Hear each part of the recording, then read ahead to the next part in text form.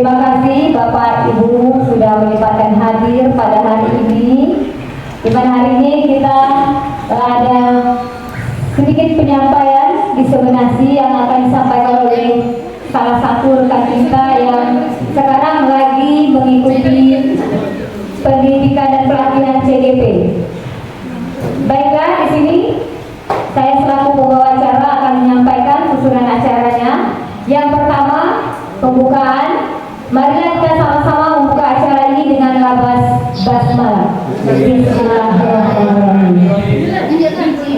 Baiklah, kita lanjut ke acara yang kedua, yaitu langsung penyampaian materi diseminasi budaya positif yang akan disampaikan oleh Ibu Surisma Pinakati kepada beliau. Kami persilakan.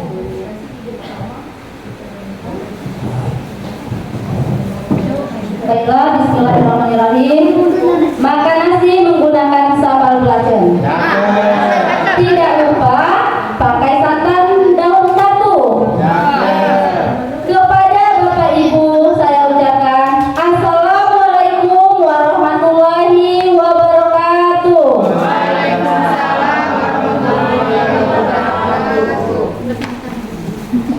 Pertama-tama marilah kita ucapkan puji dan syukur kehadiran Allah Subhanahu wa taala karena berkat limpahan dan karunia-Nya lah sehingga kita dapat terkumpul di ruangan aula ini dalam acara diseminasi budaya positif. Yang saya hormati Ibu Waka Kurikulum, Ibu Waka SMK Negeri 1 Rumah beserta Bapak Ibu guru sekalian. Saya ucapkan terima kasih atas waktunya yang telah diberikan kepada saya untuk mengikuti acara saya ini dalam acara diseminasi budaya positif. Perkenalkan dulu,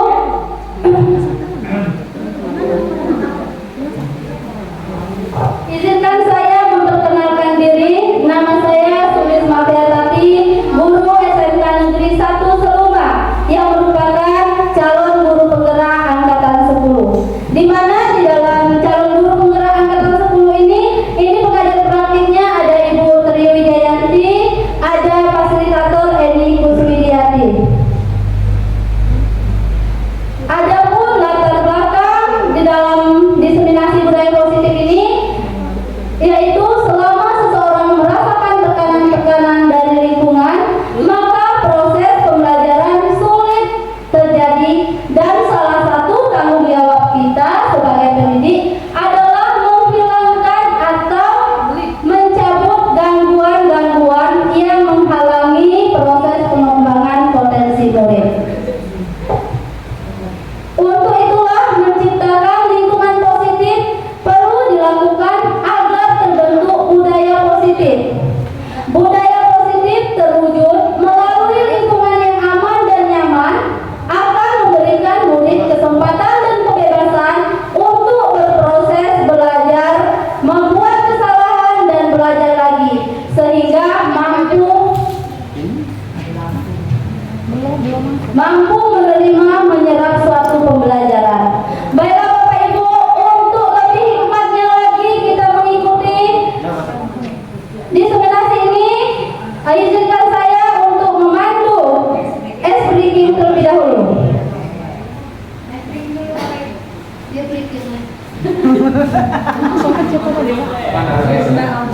Ikuti instruktur saya ya.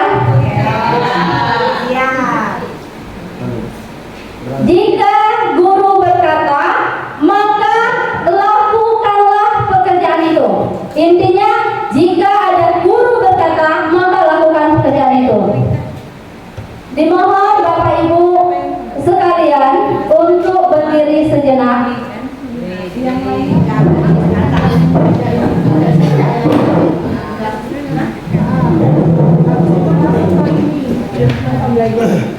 Berdiri.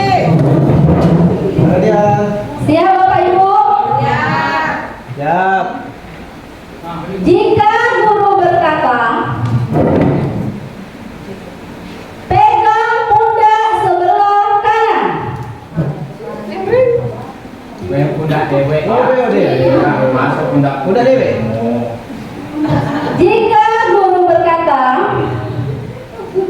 maju ke depan satu langkah. Dalam sini.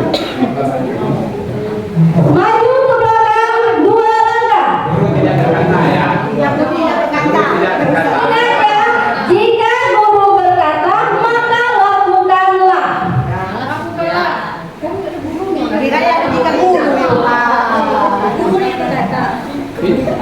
Jika guru berkata, peganglah tangan temannya.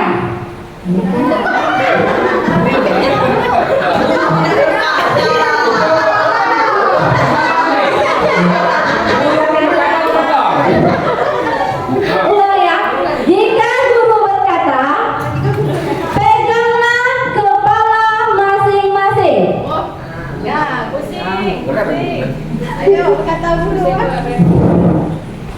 Angkat tangan masing-masing.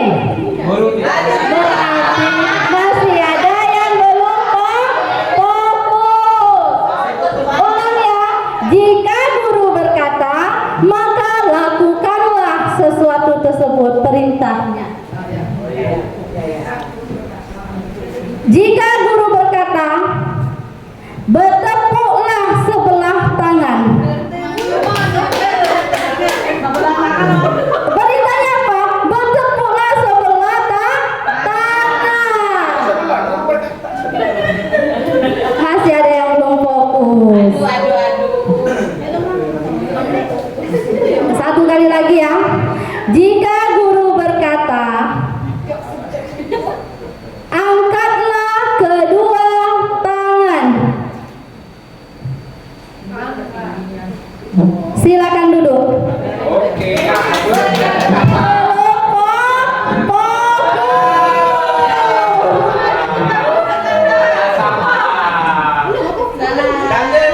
Baik, kita lakukan satu kali macam lagi ya.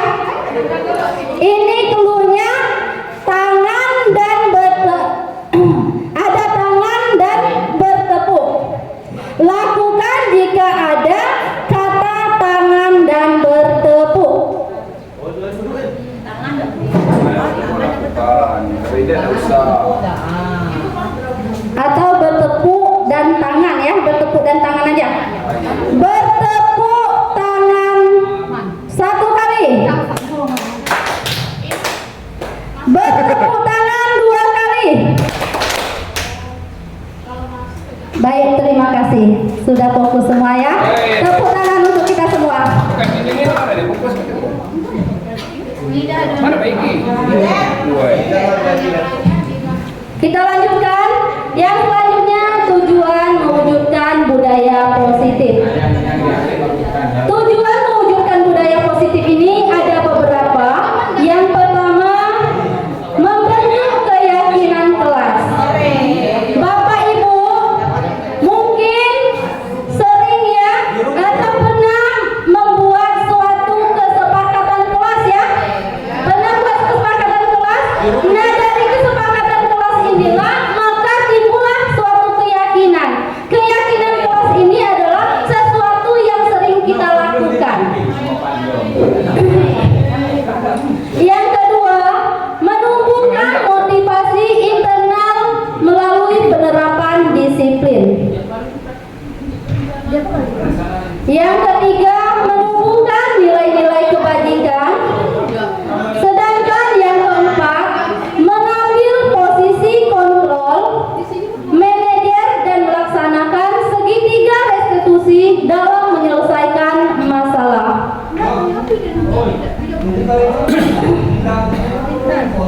Tujuan menurut Ki Hajar Dewantara, Bapak Ibu mungkin tidak asing lagi ya dengan Bapak pendidikan kita, yaitu Bapak Ki Hajar Dewantara. Nah, menurut Bapak Ki Hajar Dewantara ini, tujuan pendidikan itu adalah menuntun segala kodrat yang ada pada anak-anak agar mereka dapat mencapai keselamatan dan kebahagiaan yang setinggi-tingginya, baik sebagai manusia maupun sebagai anggota masyarakat.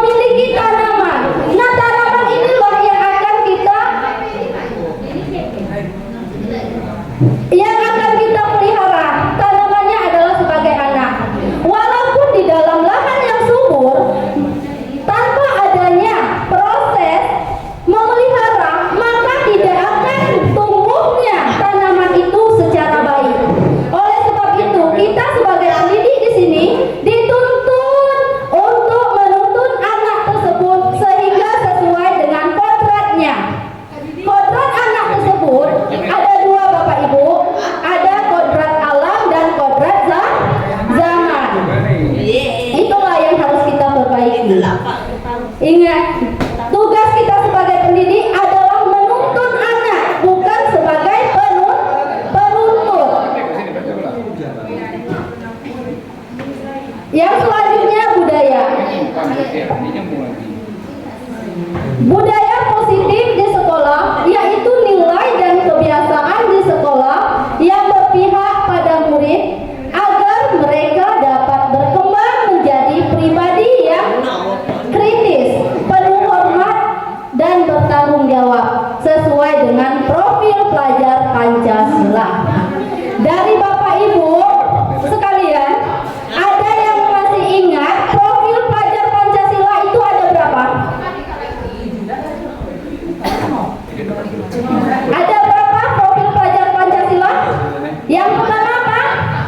Habis ini. Habis. Ini baca. Apa Ibu Winta? Coba, boleh? Beriman dan bertakwa pada Tuhan Yang Maha Esa dan berakhlak mulia. Selanjutnya? Apa yang Yolanda? Dengan lama bukan ini. Bernalar kritis. Ya. Ada lagi? Ibu Yasmini?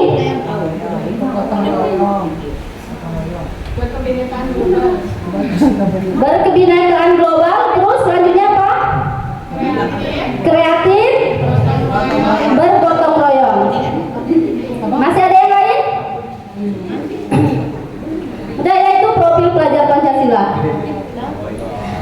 Konsep utama budaya positif ini yang pertama perubahan paradigma belajar, yang kedua disiplin positif, yang ketiga kebutuhan dasar manusia, yang keempat motivasi perilaku manusia, yang kelima restitusi atau posisi kontrol guru, yang keenam keyakinan kelas, dan yang ketujuh segitiga restitusi. Berarti untuk konsep budaya positif yang akan kita bahas di sini ada 7 ya, ada 7 budaya positif. Yang pertama perubahan paradigma belajar.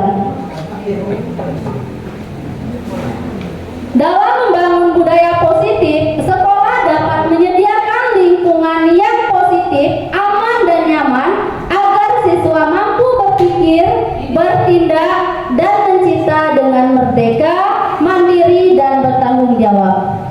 Disiplin sangat berkaitan dengan kontrol guru terhadap siswa. Nanti kita juga akan membahas di sini posisi kontrol seorang guru. Ini adalah sebuah permainan ya Bapak Ibu. Permainannya di sini, Anda dan teman Anda akan melakukan kegiatan.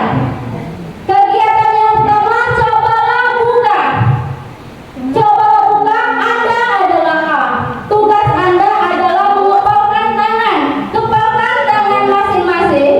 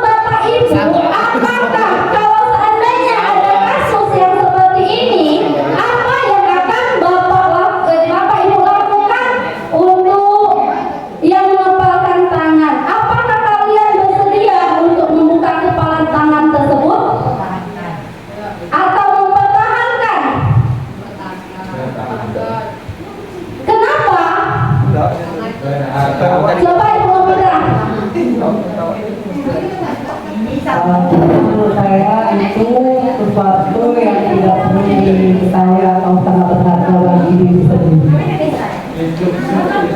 Ya baiklah, yang lain ada? Menurut Ibu Wita, gimana Ibu Wita? Mempertahankan kepalan tersebut atau membukanya sesuai dengan bujuk rayu temannya? Sama sih, karena itu barang yang berharga bagi kita. Ya, berarti barang yang berharga bagi kita, maka kita patut mempertahankannya ya. Selanjutnya perubahan paradigma belajar. Ada perubahan paradigma teori kontrol atau ilusi kontrol menurut Dr. William Glasser. Ilusi guru mengontrol murid, ilusi bahwa semua perbuatan positif, efektif dan bermanfaat. Ilusi bahwa kritik dan membuat orang merasa bersalah dapat menguatkan karakter.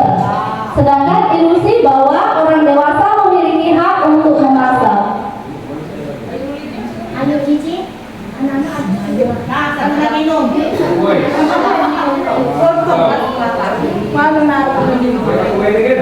Yang kedua, disiplin positif. Sebelum kita masuk ke disiplin positif, ada yang sudah mengetahui apa makna dari disiplin? Apa Pak Subardin?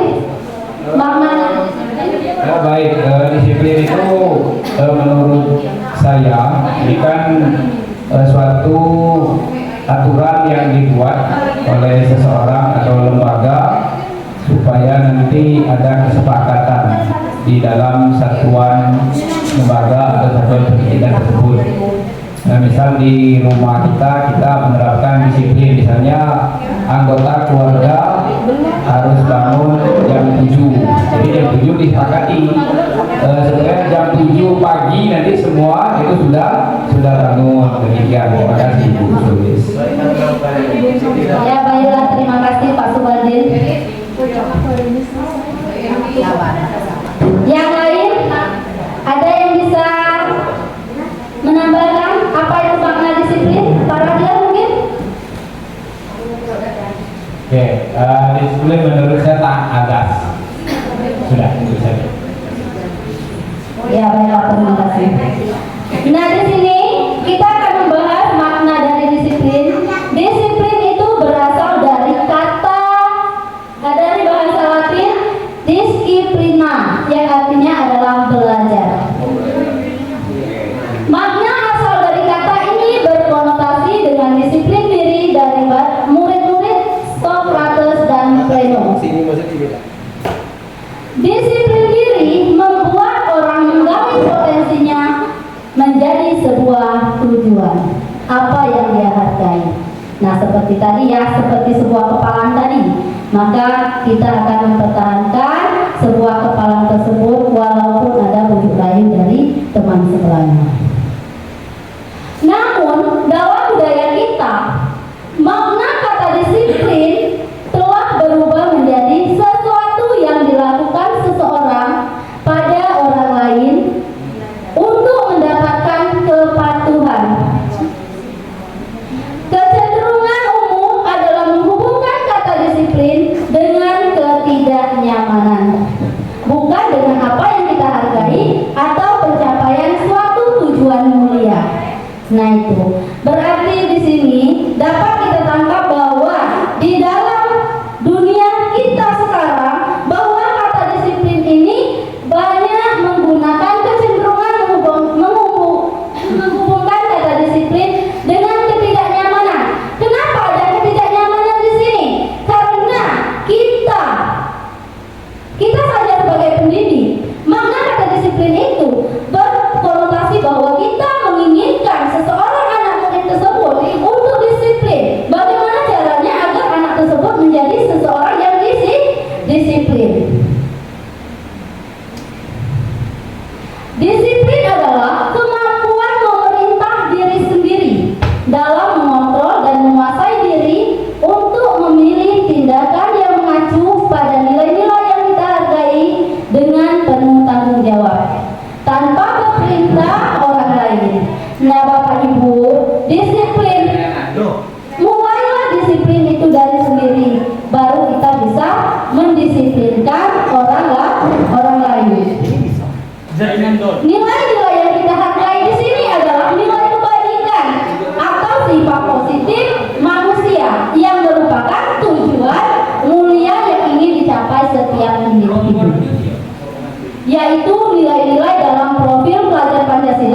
yang telah kita sebutkan tadi ya.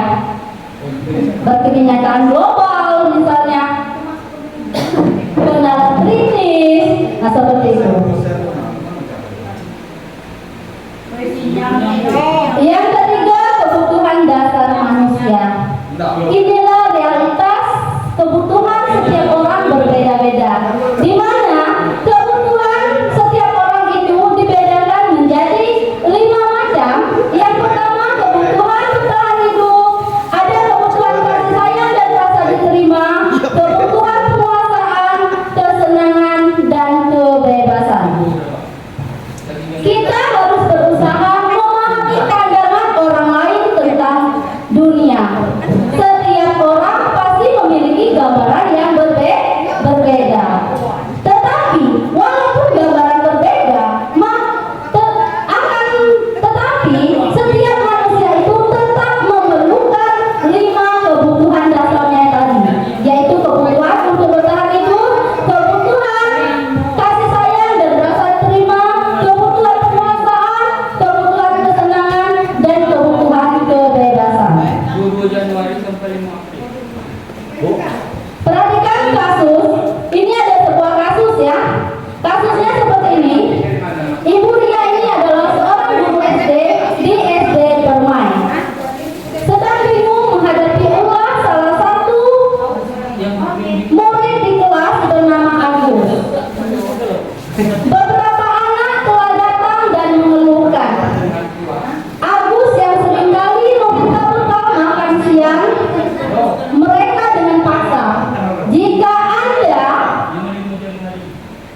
Jika Anda Bapak Ibu, jika Anda yang akan menghadapi kasus seperti Ibu Ria, apa yang akan Anda lakukan di sini?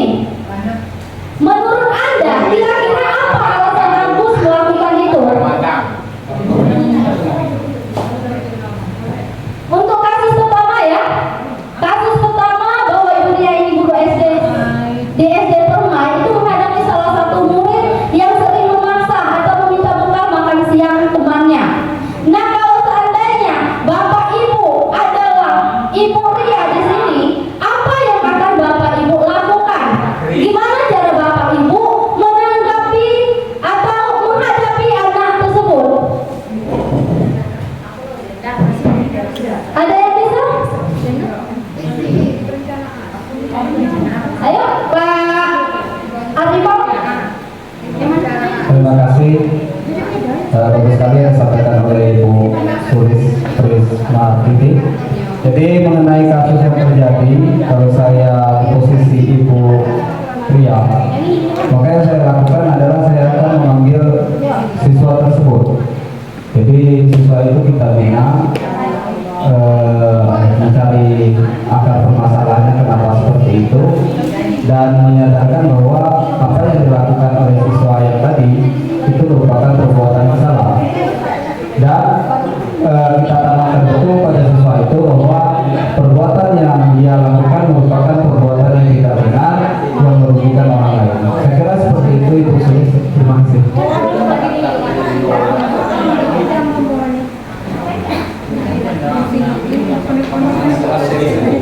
Baik, terima kasih Pak Ripal, jawaban yang super sekali ya.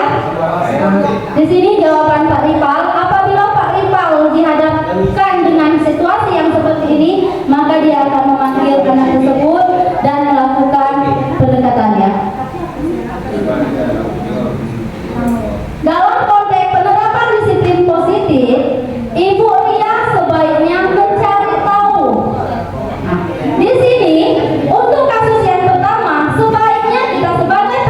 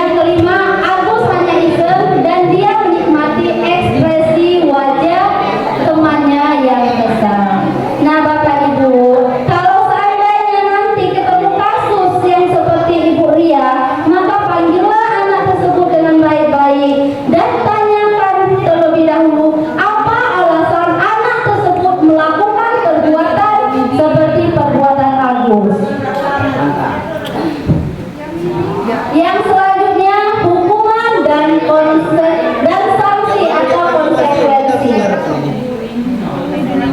Nah, Bapak Ibu, untuk kasus yang seperti ini, hukuman dan sanksi atau konsekuensi di sini sering sekali kita hadapi di dalam kehidupan kita sebagai pendidik dalam menghadapi kasus seorang murid. Contohnya seperti ini ya, IPA kurang menguasai pelajaran matematika, sehingga pada saat pelajaran tersebut berlangsung, dia lebih banyak berdiam diri atau menggambar di buku pelajarannya.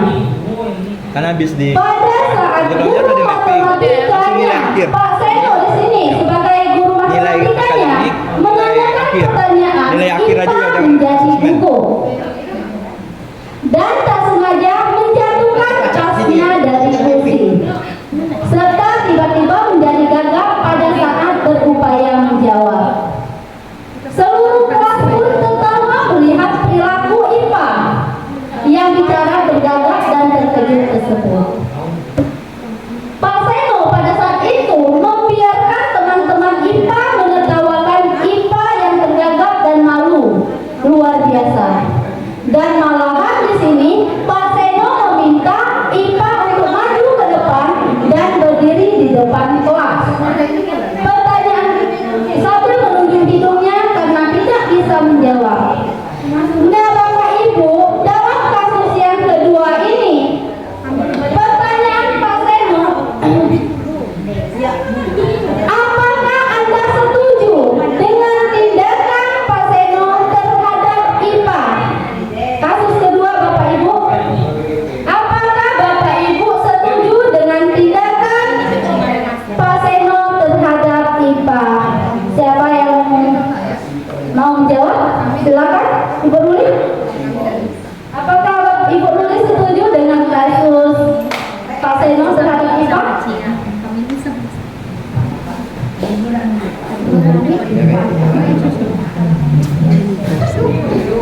Dia gak beli. Maju. Kue maju.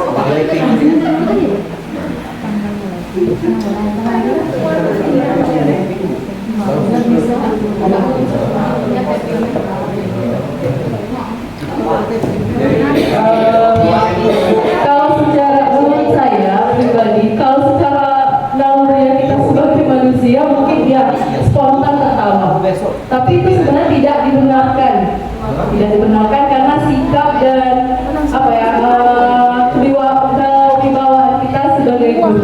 Jadi kalau menurut saya kurang tepat kalau Pak Seno membayarkan dia. Berarti menurut Ibu Ruli perbuatan Pak Seno ini kurang ya? Iya, kurang. Ya, kurang tepat dalam aja. menangani kasus seorang murid. Ya. Kalau untuk dijelaskan, kalau di dalam teks itu kan, dan di sana akan menunjukkan tidak pernah terhadap IPA adalah sebuah hukuman atau konsekuensi.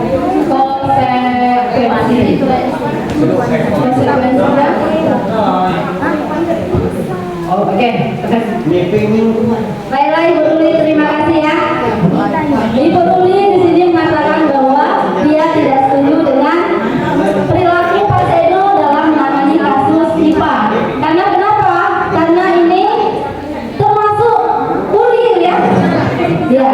Nah, untuk pertanyaan yang kedua, menurut Anda tindakan Pak Seno terhadap IPA adalah sebuah hukuman atau konsekuensi?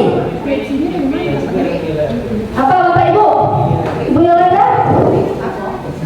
Pertanyaan yang kedua, menurut Ibu Yolanda, tindakan Pak Seno terhadap IPA ini sebuah hukuman atau konsekuensi?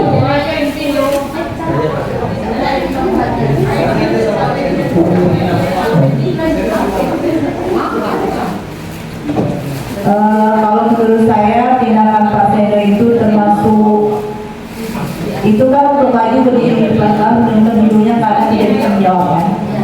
Itu kalau menurut saya konsekuensi. Ya, baiklah, terima kasih Bu Yolanda. Nanti kita akan bahas ya apa itu hukuman dan apa itu konsekuensi.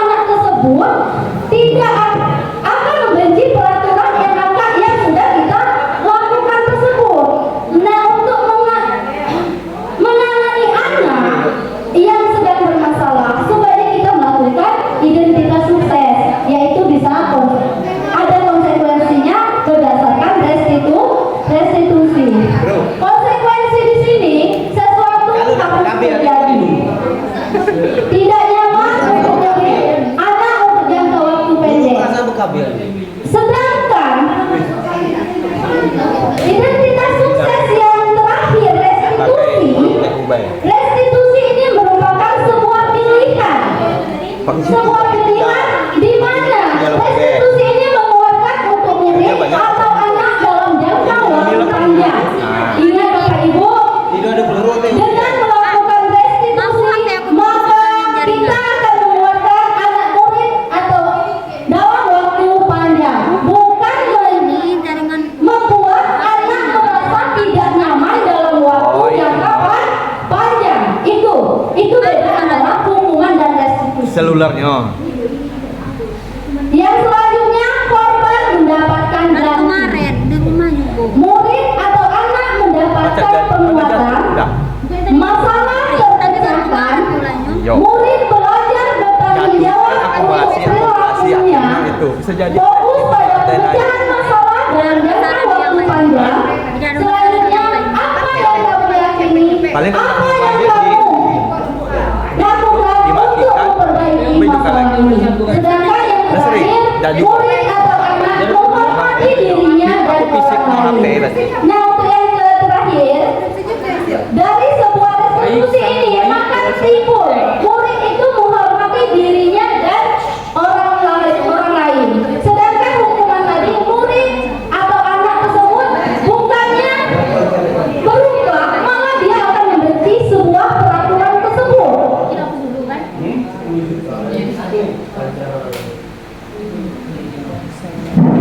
Kita lanjut yang keempat. Semua perilaku memiliki tujuan. Teori motivasi perilaku manusia.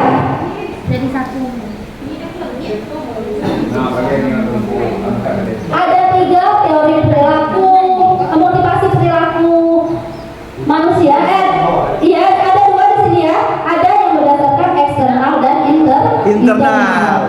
Eksternal ini ada 2 perilaku. Yang pertama, 2 teori untuk menghindari ketidaknyamanan atau hukuman. Apa yang akan terjadi apabila saya tidak melakukannya? Itu eksternal ya. Untuk menghindari ketidaknyamanan atau hukuman, apa yang akan terjadi bila saya tidak melakukan sesuatu? Yang selanjutnya, yang kedua, untuk mendapatkan imbalan dari orang lain atau institusi. Apa yang akan saya dapatkan apabila saya melakukannya? Itu yang dari eksternal. Aku lagi nyuruh Umar. Sedangkan untuk yang ketiga, itu motivasi internal atau tujuan dari disiplin positif. Apa motivasi internalnya di sini? Untuk menghargai diri sendiri, saya akan menjadi orang seperti apa bila saya melakukannya. Itu motivasi internal dan eksternal dalam teori motivasi perilaku manusia. Ada 2 tadi ya, ada motivasi eksternal dan motivasi internal. Coba ke situ. Nah, ini ada beberapa tabel pertanyaan ya, Bapak Ibu. Ada tabel pertanyaan yang nanti saya minta untuk menjawab apakah pada tabel ini adalah sebuah hukuman atau sebuah konsekuensi. Yang pertama, lari mengelilingi lapangan basket 2 kali karena terlambat hadir di sekolah. Menurut Bapak Ibu, hukuman atau konsekuensi? Lari mengelilingi lapangan sebanyak 2 kali karena anak tersebut hadir di sekolah dengan hadir terlambat datang ke sekolah. Konsekuensi. Kalau menurut Ibu Delna, untuk kasus yang pertama itu konsekuensi apa hukuman Ibu Delna? Apa Budana? Apa Ibu Delna? Budana lagi disorot. Kalau seandainya ini ya sering pada guru piket ya, pada guru piket kita duduk di meja piket, terus ada anak yang terlambat, anak tersebut kita suruh lari mengelilingi lapangan bola misalnya. Apakah itu termasuk hukuman atau konsekuensi Ibu Delna?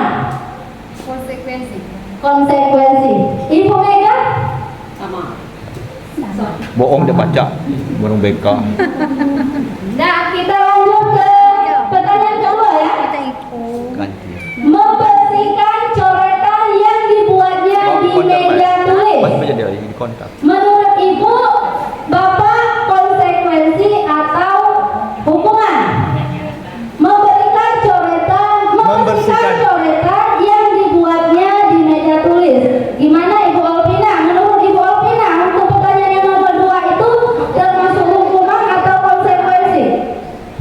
Konsekuensi.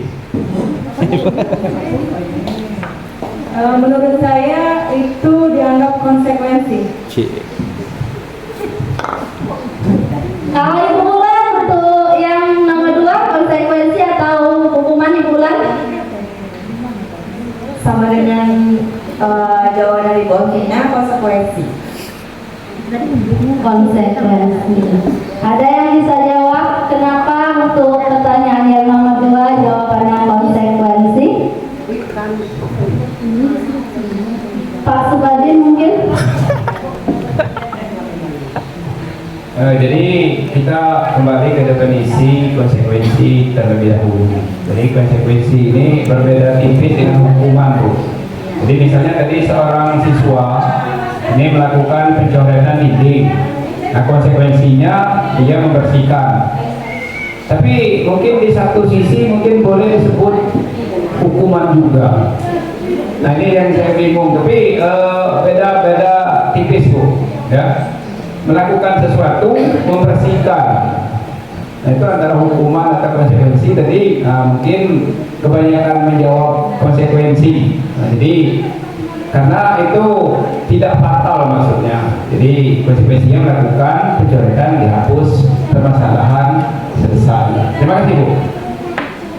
Ya, terima kasih Pak Subadin. Sebenarnya ya hukuman dan konsekuensi ini berbeda tipis. Tetapi yang sering kita lakukan di sini bahwa hukuman itu adalah seperti tadi ya, anak murid terlambat maka kita suruh berkeliling lapangan. Sebenarnya antara anak murid terlambat dan hukuman yang kita berikan itu tidak dalam satu tujuan.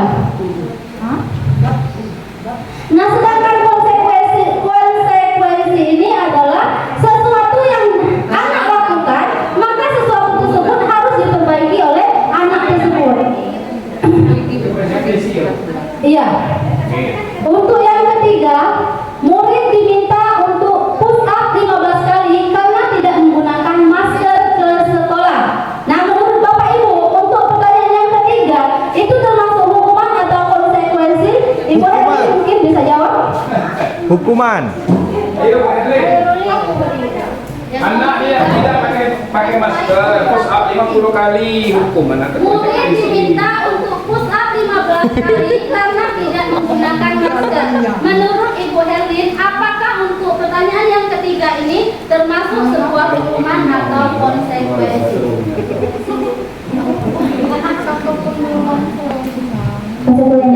Konsekuensi. Iya. Jawaban Ibu Herlin bahwa kasus yang pertanyaan yang ketiga ini adalah sebuah konsekuensi. Nah, pertanyaan selanjutnya kita lanjut aja ya, pertanyaan selanjutnya nanti akan kita bahas. Menggantikan kertas tugas teman yang telah dicoret-coret. Menggantikan tugas teman yang telah dicoret-coret. Menurut Bapak Ibu termasuk konsekuensi atau hukuman? Para dia? Konsekuensi. Kalau kita menurut Nomor 4. seorang anak menggantikan kertas tugas teman yang telah dicoret-coret, apakah termasuk hukuman atau konsekuensi? Oke, mungkin gambaran saya sama dengan Pak Badin. Saya nggak bisa bedain mana konsekuensi, mana hukuman. Sebab hukuman itu adalah konsekuensi yang harus terjadi setelah ada pelanggaran. Konsekuensi juga. Karena memang konsekuensi itu kan sesuatu yang harus dilaksanakan setelah ada pelanggaran kesepakatan. Peraturan itu adalah kesepakatan. Pelanggaran terhadap peraturan itu disebut hukuman, pelanggaran terhadap peraturan disebut konsekuensi. Saya tidak bisa bedain kalau seperti itu. Sebenarnya konsekuensi dan hukuman itu sama saja menurut saya. Kenapa sama? Hukuman adalah bentuk dari pelanggaran kesepakatan, konsekuensi itu adalah bentuk pelanggaran dari kesepakatan. Saya nggak bisa bedain itu. Terima kasih. Iya, terima kasih Pak Radian. Nah, tadi sudah Pak Radian sebutkan bahwa sebuah konsekuensi itu adalah pelanggaran yang telah disepakati. Kesepakatan yang dilanggar ya. Kesepakatan yang sudah dibuat setelah itu dilanggar, terjadi pelanggaran. Itu yang disebut konsekuensi. Nah, selanjutnya Laptop Lenovo kan ini diakses kalau bilang ya udah juga pakai untuk pertanyaan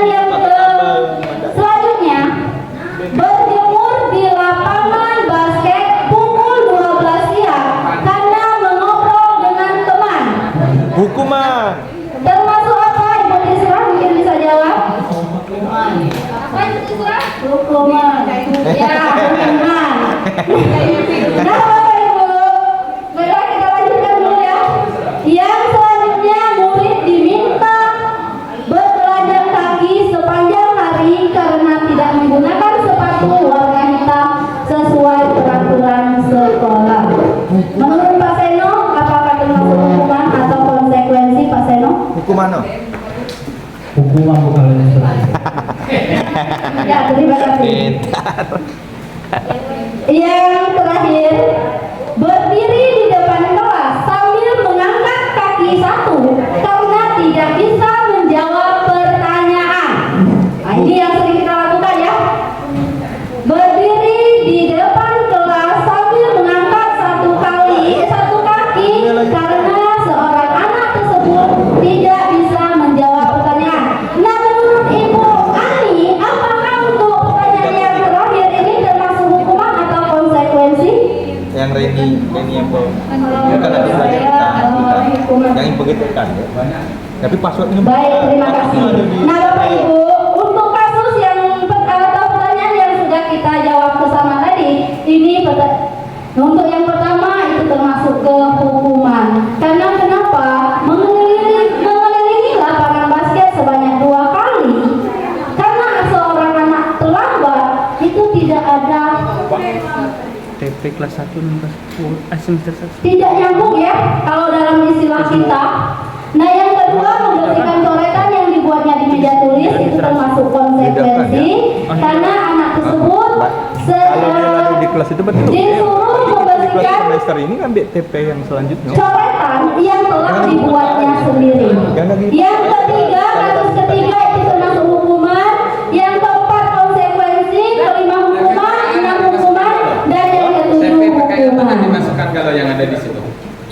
Aceng cak yang masukkan. Baiklah Bapak Ibu, kita lanjut yang kelima ya. Restitusi atau posisi kontrol seorang guru. Anu di Teo. Posisi kontrol seorang guru di sini ada 5. Tegahin itu tuh. Yang pertama, posisi kontrol sebagai penghukum, posisi kontrol sebagai pembuat merasa bersalah, yang selanjutnya sebagai teman, yang selanjutnya pemantau, dan yang terakhir itu manajer. Ada 5 posisi kontrol sebagai guru. Nah, menurut Bapak Ibu, dari kelima posisi kontrol ini, sebaiknya kita sebagai seorang pendidik itu melakukan posisi kontrol yang nomor berapa Bapak Ibu? Nomor 5 Bu. Nomor 5. Yang lain? Ibu Tri? Menurut Ibu Tri, posisi kontrol yang kelima itu yang mana kita ambil? Putri. Yang cocok untuk kita sebagai pendidik, Ibu Tri. Iya. Posisi kontrol yang pertama tadi apa? Penghukum, pembuat merasa bersalah, teman, pemantau, atau manajer. Menurut Ibu Tri, posisi yang ke-3 dan ke-4 yang teman dan pemantau. Baiklah Bapak Ibu, perhatikan ke depan. Di sini posisi kontrol seorang guru. Ada pernyataan atau siapa yang mengatakan, yang pertama, saya kecewa sekali dengan kamu. Maka pernyataan di sini dikatakan pernyataan yang membuat posisi kontrol guru sebagai pembuat yang merasa bersalah. Yang kedua, kamu tidak benar melakukannya. Itu sebagai penghukum. Yang ketiga, ayolah lakukan demi ibu atau bapak. Nah, kalau kita mengatakan ayolah lakukan demi ibu atau bapak, maka posisi kontrol yang kita ambil adalah sebagai teman. Selanjutnya, apakah kamu mau mendapatkan stiker bintang hari ini? Apakah kamu mau mendapatkan stiker bintang hari ini? Maka posisi kontrol yang kita ambil di sini adalah posisi kontrol sebagai pemantau. Yang berikutnya, bagaimana kamu bisa menyelesaikan masalah ini? Kita bertanya padanya, bagaimana kita bisa menyelesaikan masalah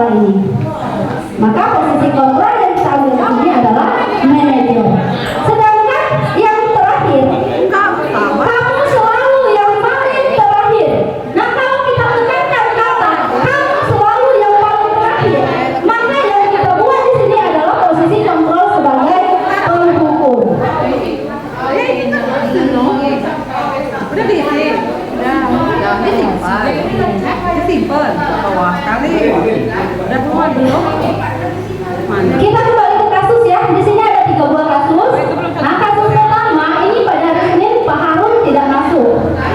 Pak Harun merupakan guru matematika. Saat itu Ibu Wati menggantikan Pak Harun.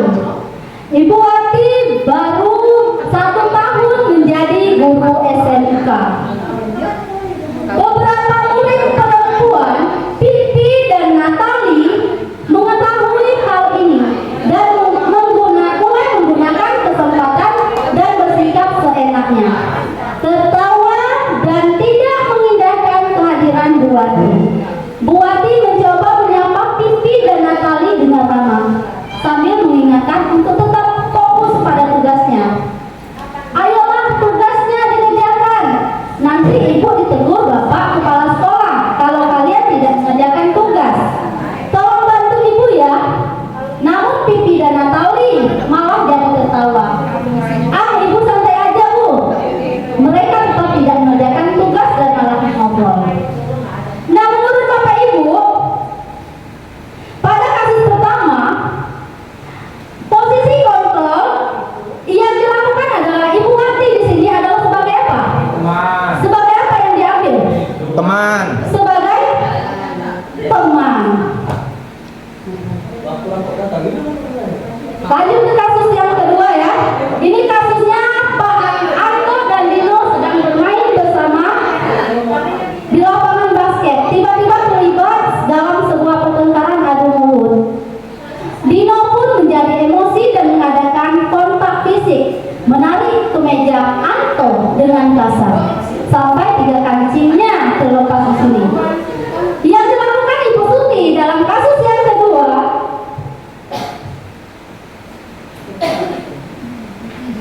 Ibu Suti di sini sebagai kepala sekolah berupaya menenangkan keduanya, terutama Dino.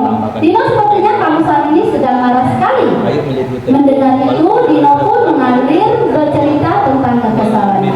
Namun, pada di akhir cerita kasus kedua di sini, Ibu Suti juga melanjutkan bertanya tentang keyakinan sekolah yang disepakati, serta apakah Dino bersedia memperbaiki kesalahan yang telah dilakukan. Nah, Bapak Ibu, pada kasus yang kedua, kira-kira kalau kita lihat pada kasusnya, Ibu Suti tersebut sebagai kepala sekolah sudah menerapkan posisi kontrol yang nomor berapa tadi? Apakah sebagai pemantau? Sebagai apa Ibu Pak Didi? Sebagai manajer. Udahlah, itu satu baik. Kita lanjut Sanksi satu udah biar mana. ke materi selanjutnya, yaitu keyakinan kelas. Apa keyakinan kelas? Keyakinan kelas di sini adalah nilai-nilai kebajikan atau prinsip-prinsip universal yang disepakati bersama secara universal, lepas dari perbedaan agama, suku, negara, dan bahasa.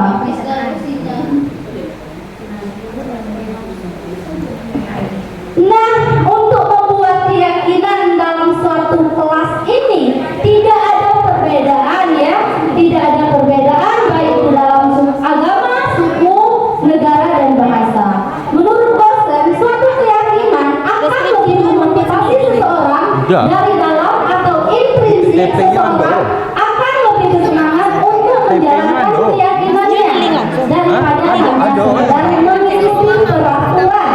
Iya, ada TP-nya di situ tuh. Nah, Bapak Ibu, untuk keyakinan ini Tinggal milih. Tinggal milih. Ada yang satu masuk kan tinggal milih. memotivasi seseorang dari dalam, sehingga seseorang itu bersemangat untuk menyatakan suatu Oh, itu baik. keyakinan. Masukkan itu ya, TP. Budaya positif TP itu ada itu lingkungan TP. positif, ada keyakinan Milih, kelas, milih. ada lagi yang disebut dengan restitusi. Kalau ini ada peraturan dan keyakinan kelas ya. Saya contohkan, yang pertama itu peraturan selalu kembalikan buku ke tempatnya. Kalau peraturannya selalu kembalikan buku ke tempatnya, berarti ada sebuah nilai kebajikan yang kita ambil di sini. Nilai kebajikan apa yang kita Tanggung jawab. Kewajiban tanggung jawab. Yang kedua, dilarang membantu orang lain. Nilai kebajikannya adalah menghormati orang lain dan diri sendiri. Dan masih banyak peraturan yang lain. Ini contoh peraturannya ya. Adapun pembentukan keyakinan kelas bersifat abstrak daripada aturan yang lebih rinci, dan keyakinan kelas ini berupa pernyataan universal, di mana pada keyakinan kelas sesuatu dapat diterapkan di lingkungan, dan pada keyakinan kelas ini maka kelas akan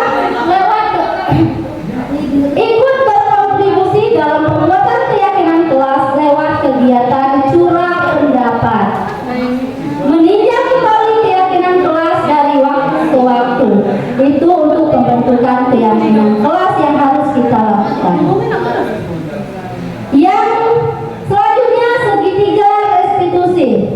Bapak Ibu, untuk segitiga restitusi ini proses menciptakan kondisi bagi guru untuk memperbaiki kesalahan mereka sehingga mereka bisa kembali pada kelompok mereka dengan karakter yang lebih kuat.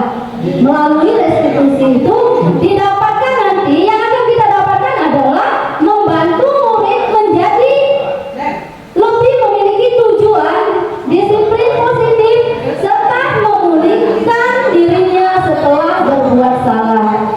Tujuan yang kedua, membantu murid untuk jujur pada diri sendiri dan mengevaluasi dampak dari kesalahan yang mereka miliki. Sedangkan untuk yang selanjutnya itu memberikan penawaran, bukan paksaan. Nah, tadi sudah disebutkan bahwa dalam menangani anak sebaiknya kita menggunakan segitiga restitusi, di mana segitiga restitusi ini tujuannya adalah memulihkan dirinya seorang anak tersebut setelah berbuat kesalahan.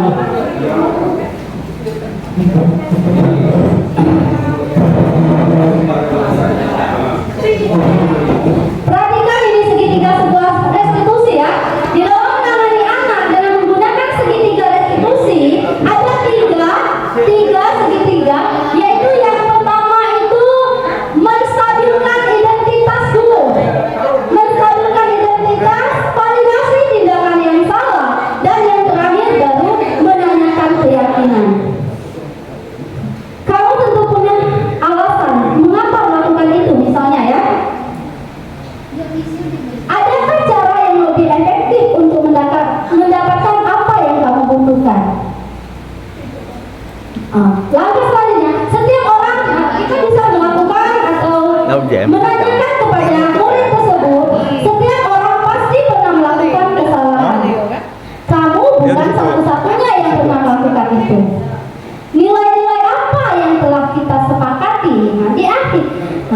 Selanjutnya, kamu ingin menjadi orang seperti apa? Itu adalah menanyakan suatu keyakinan kelas yang sudah dibuat tadi di sana.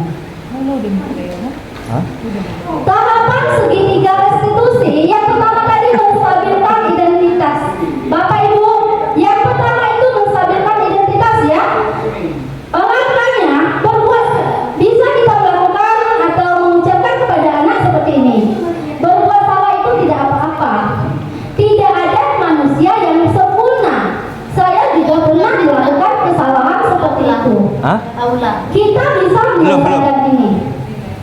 Belum dibahas ini. Bapak Ibu tidak tertarik mencari siapa yang salah, tapi Bapak Ibu ingin mencari solusi dari permasalahan itu.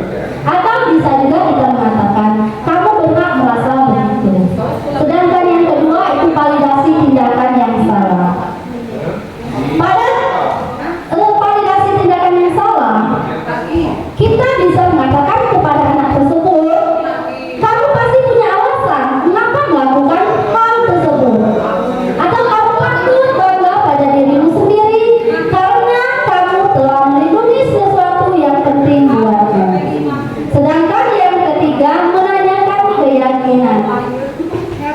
Apa yang kita percaya sebagai kelas atau keluarga? Apa nilai-nilai umum yang kita telah sepakati? Boleh kita menanyakan pada anak tersebut, kamu mau jadi orang seperti apa? Itu termasuk ke kelompok yang ketiga, itu menanyakan keyakinan. Baiklah Bapak Ibu, itulah tadi materi yang saya sampaikan. Lebih dan kurang saya mohon maaf. Wabillahi taufiq wal hidayah. Wassalamualaikum warahmatullahi wabarakatuh. Ingat Bapak Ibu, sesuatu budaya positif tidak akan tercapai tanpa adanya kolaborasi antara sesama kita, kolaborasi antara anak, dan kolaborasi antara warga sekolah. Marilah kita bersama-sama mewujudkan budaya positif di sekolah kita tercinta ini, yaitu di SMK Negeri 1 Seluma, untuk mewujudkan sekolah yang kondusif, yang aman dan nyaman untuk anak menuntut ilmu. Terima kasih. Genggamlah tanganku bersamaku. Ya, Assalamualaikum warahmatullahi wabarakatuh.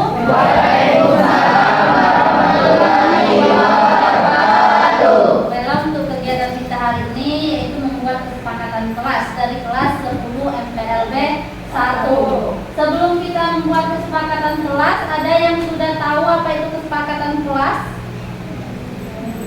Dan apa tujuan dari kesepakatan kelas? Apa? Apa Cesar kesepakatan kelas?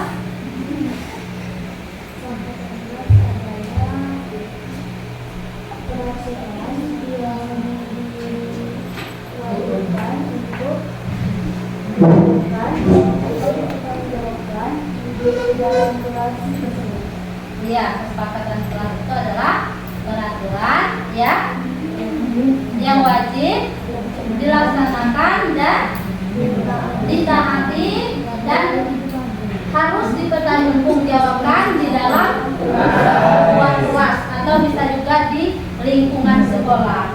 Nah, kesepakatan kelas ini pernyataan tujuan bersama dan standar perilaku antara siswa dan guru dalam lingkungan kelas. Nah, berarti antara ibu sebagai guru dengan kalian sebagai siswa. Itu yang dimaksud kesepakatan kelas.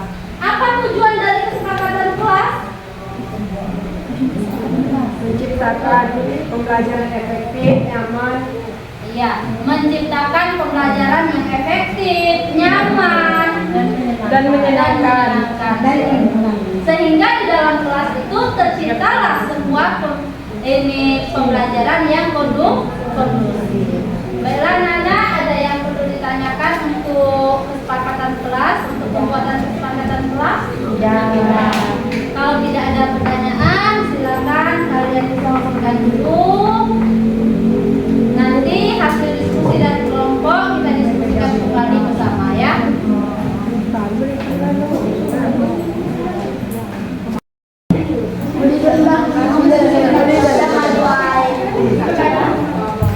Kesepakatan melakukan suatu harapan ya, harapan teman. Biar di dalam kelas itu tercipta sesuatu yang nyaman. Apa harapan kalian di dalam kelas? Misalnya seperti tadi, saling menghormati antar teman. Nah, satu lagi untuk pembuatan dalam keyakinan kelas, tidak atau lebih baik tidak menggunakan kata jangan, karena kata jangan itu merupakan suatu kalimat yang tidak sopan.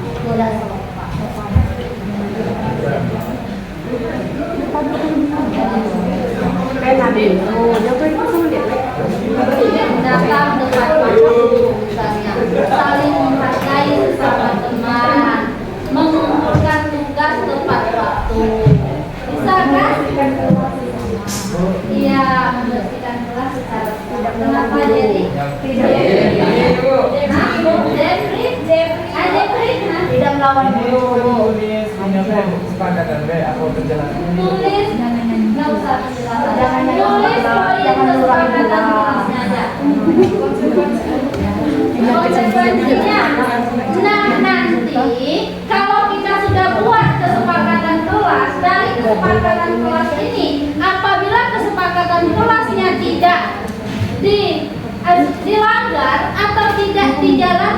sesuai dengan kesepakatan yang sudah kita buat, maka ada suatu konsekuensi, bukan lagi suatu hukuman. Sekarang tidak diperbolehkan menggunakan kata hukuman, dia konsekuensi. Apa itu konsekuensi?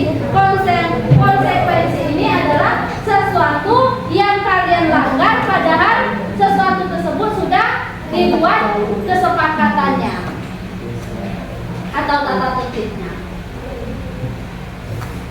Konsekuensinya nggak usah dibuat dulu, buat dulu kesepakatannya.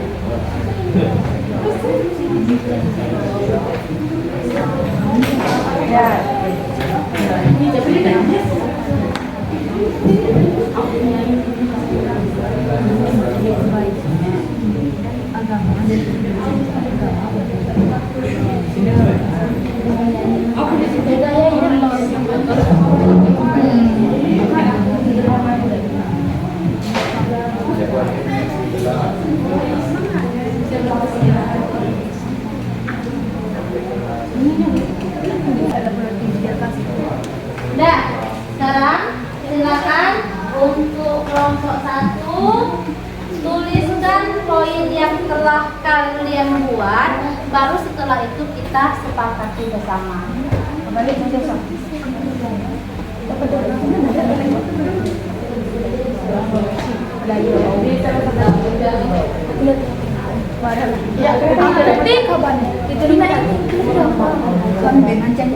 Kami pengen cak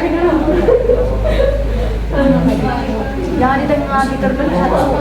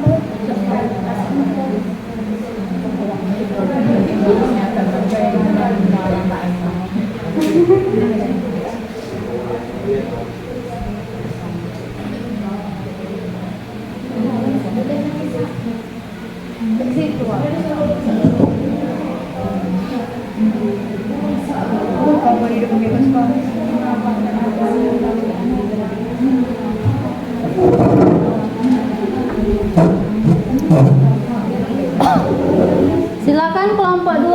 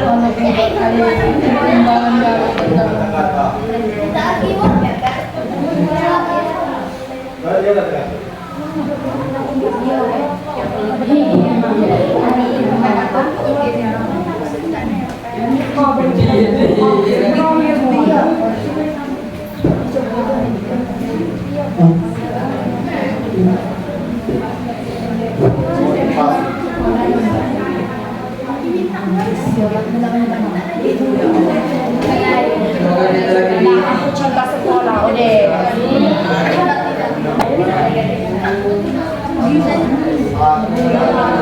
Gila kamu udah siapa? Aku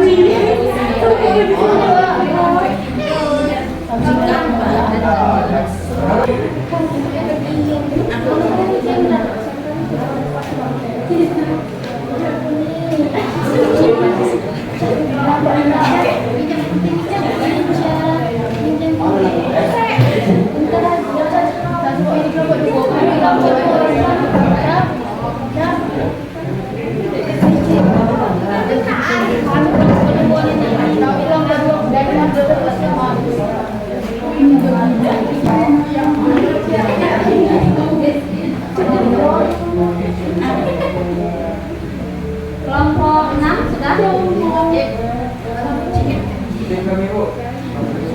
Tulis TM.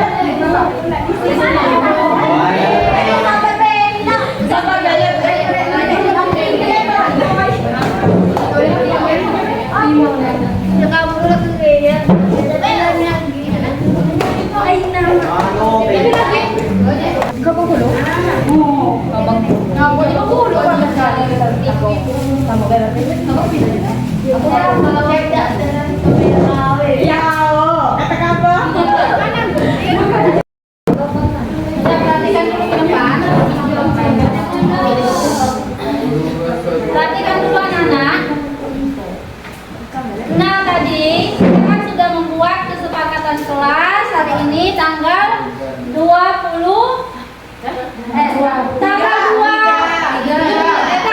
Juni 2024 sudah dibuat kesepakatan kelas untuk kelas 10 MPLB. Dari kesepakatan kelas itu ada 7 poin.